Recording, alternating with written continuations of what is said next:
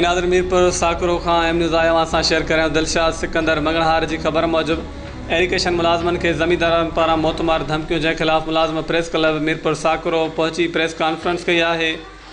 Abdul Rashid Shah canal assistant Sakro sub division Sijad Kalmati आबदार पीर बख्श चन्ना stage आबदार Qadir बख्श खास केली बेन जो चवण है तो ज़मींदार फिरोज़ दीन मोहम्मद बेन ज़मींदार जो पानी बंद करे वेठा जो काफ़ी शिकायतूं कयूं पर असां ड्यूटी की जिम्मेवारी ते पहुतासीं तो असांखे लठियूं कुआड़ियूं असां सां विढ़ण आया।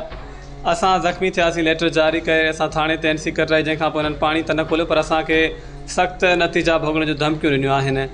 हिननि वधीक चयो आहे त दीन मोहम्मद ऐं फिरोज़ ॿई गफ़ूर हमराणी जो चवण आहे त असांखे मोतमार धमकियूं ॾेई असांखे पंहिंजी ज़िम्मेवारी संभालण खां रोके रहिया आहिनि।